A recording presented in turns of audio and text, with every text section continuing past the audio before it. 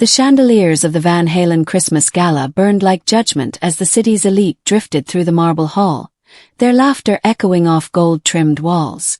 At the far edge of the room stood Clarissa Stanton, her green silk dress catching none of the warmth around her.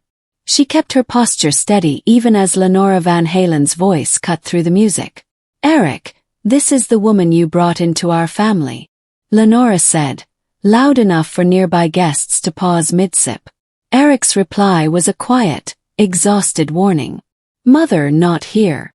"Then teach her where here truly is," Lenora shot back. The circle of onlookers widened, sensing blood. Clarissa's throat tightened, but her eyes stayed sharp, because just outside the ballroom doors, a staff member was weaving through the crowd with a sealed envelope stamped in deep blue wax. An envelope addressed to Clarissa, delivered on this night of all nights. And when it reached her hands, every sneer, every whisper, every polished insult in this room would collapse under the weight of a truth none of them were prepared to face. If stories like this grip you, subscribe to Canada's Heartfelt Tales and hit like to keep these powerful narratives alive. The moment the sealed envelope brushed Clarissa's fingertips, the music in the ballroom seemed to falter. Conversations dimmed into a low, uneasy hum as the butler gave a stiff nod and stepped back. His eyes lowered in a gesture of respect none of the guests had ever shown her.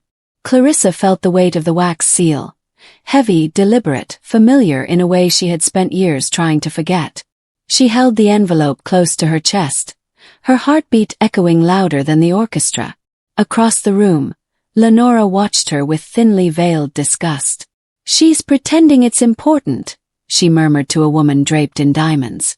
"Some people cling to scraps to feel significant." But Clarissa didn't hear her.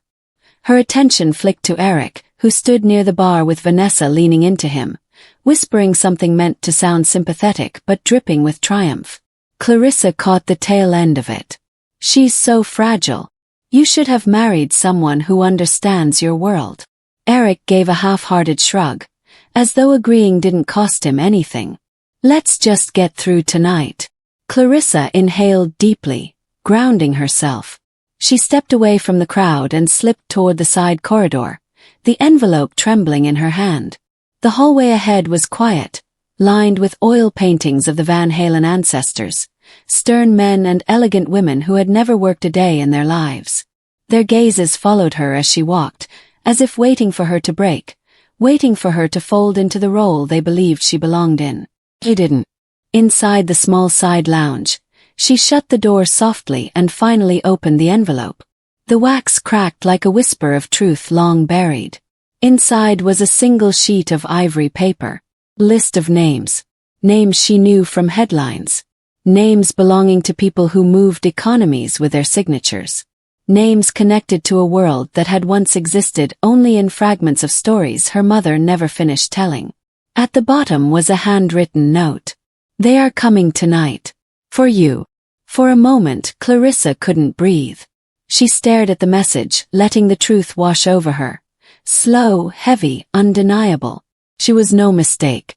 She had never belonged to the Van Halen world because she had never needed to. Someone knocked on the lounge door. Before she could speak, it swung open and Eric stepped inside. His expression a mixture of irritation and desperation. "There you are," he snapped. "Mother said you're stirring drama.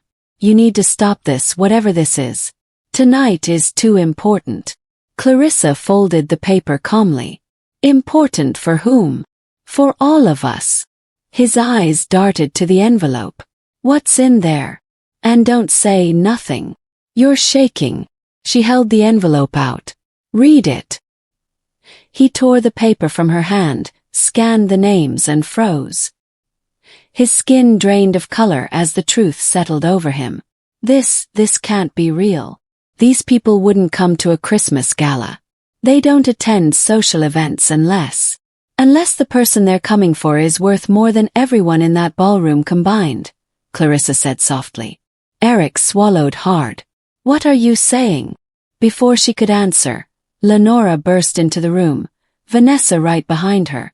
Both stopped short when they saw Clarissa standing tall, composed, no longer the girl they believed they could shatter. Lenora's voice cracked despite her effort to sound controlled. Eric, what is that paper? He didn't answer, could not answer. Clarissa did instead. It's the confirmation list. For the people coming to see me. Vanessa scoffed, her forced laughter ringing hollow. You. Oh please. No one comes to see coat check charity cases. Clarissa stepped forward, her eyes steady. Then why don't you wait a few minutes and see? The door behind them opened again. This time a uniformed staff member bowed politely. Mrs. Clarissa Stanton. Your guests have arrived. The name hit the room like a thunderclap. Eric's mouth fell open. Lenora stumbled backward, gripping the back of a chair to steady herself. Vanessa's smile collapsed. Clarissa didn't move. She simply said, "Bring them in." And for the first time in her life, the mansion obeyed her. The staff member nodded and disappeared. Moments later, the air shifted as 4 distinguished figures stepped into the lounge. 2 attorneys, a foundation director, and a man Clarissa recognized from photographs in old newspapers. He approached with a reverence that made something inside her ache. "Miss Stanton," he said warmly, "we've been searching for you for months. Your father's estate is ready." Lenora exhaled sharply, as if struck. Her father. Her father was a seamstress's lover. That's all. The director turned, his expression turning cool. Her father was Theodore Stanton. The man whose companies you rely on for every building you own, Mrs. Van Halen. The silence in the room thickened until it felt like stone. Vanessa shook her head. No, this is ridiculous. She would have said something. She would have used that name. Clarissa met her gaze with quiet strength. My mother didn't want me defined by it. She wanted me to build myself first. Eric sank into a chair, burying his face in his hands. My God, the way we treated you. No apology, no accountability, just disbelief at the consequences. Clarissa stepped closer to the attorneys. What exactly did my father leave? The lead attorney opened a leather folio with careful respect. Control of the Stanton Foundation. 43% ownership of Stanton Industries. And full beneficiary rights to the Stanton Trust. In short, Miss Stanton, you are the most powerful woman in the room downstairs. Lenora's face twisted in panic. Clarissa. Dear, surely we can move past tonight. You must understand. Clarissa turned toward her slowly. Understand what? That you treated me as less than human because you thought I came from nothing. That you humiliated me publicly because you believed I had no power. Lenora trembled. We didn't know who you were. And that, Clarissa replied, her voice calm, is exactly the problem. The attorneys exchanged glances. Miss Stanton, one began gently. If you wish, we can address the crowd and formally introduce you as the heir. Your position will be recognized immediately. A moment passed. Then Clarissa nodded. Let's go. They followed her into the ballroom. The hush spread quickly, like a cold wind running through silk curtains. Heads turned. Conversations died. Eyes widened. Lenora hurried behind her, trying to position herself at Clarissa's side for the sake of appearances, but Clarissa raised one hand. Just a small gesture, and the staff blocked Lenora from stepping forward. A collective gasp rippled through the room. The foundation director cleared his throat. Ladies and gentlemen, thank you for your patience. We are honored tonight to join you in recognizing the rightful heir to the Stanton legacy. Please welcome Clarissa Stanton. The ballroom erupted, not with applause but with shock. Crystal glasses nearly slipped from hands. People who had mocked her now stared as if seeing a ghost. Clarissa didn't smile. She didn't bow. She simply stood there, steady, her green dress shimmering beneath the chandeliers that once felt like interrogation lights. She let them see her. Every wound, every humiliation, every moment she had endured to get here. Then, as the murmurs rose, a voice rang out from the front. It was Vanessa. This is absurd. She's manipulating all of you. She's nothing but security, Clarissa said. Two guards stepped forward immediately. Vanessa's bravado dissolved as she backed away.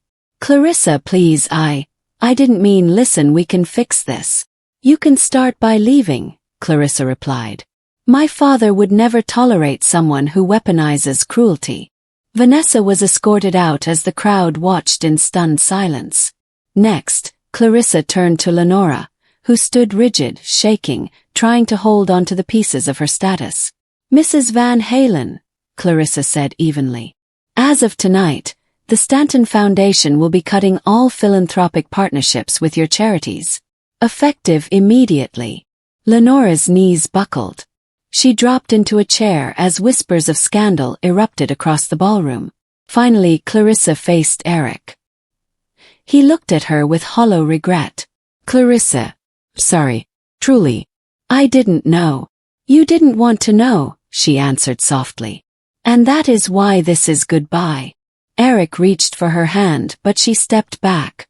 The attorneys closed around her like a shield, not because she needed protection, but because the world had changed, and they understood their place in it. As Clarissa walked toward the exit, the room parted for her. This time not to isolate her, but because no one dared stand in the way of a Stanton. Just before leaving, she paused at the door. She didn't look back, but her voice carried across the marble floor with flawless clarity. "Let tonight serve as a reminder. Kindness is free. Cruelty always has a cost." And with that, she disappeared into the corridor, leaving behind a room full of people who finally understood that the woman they'd tried to break was the only one who had ever truly mattered. When Clarissa stepped out into the quiet corridor, the noise of the gala faded behind her, leaving only the soft echo of her heels on the marble floor. For the first time in years, she wasn't shrinking herself to survive someone else's world. She was walking into her own. The cold night air met her at the entrance, carrying the distant hum of the city she once believed was too big for her. Now it felt different, like a place that finally recognized her worth. She paused beneath the archway, watching the snowfall blur the streetlights into soft halos. Everything that had been taken from her, confidence, belonging, dignity, seemed to drift back in the silence, piece by piece. She didn't need revenge to feel whole. Truth had spoken for her louder than anger ever could. Behind her, the doors of the mansion remained closed, sealing in the consequences she no longer had to shoulder. Ahead of her was a life that belonged entirely to her, shaped not by heritage or wealth, but by resilience that no one had managed to break. Clarissa lifted her chin and let the snow settle on her lashes, a quiet promise to herself that she would never again apologize for standing where she deserved to be.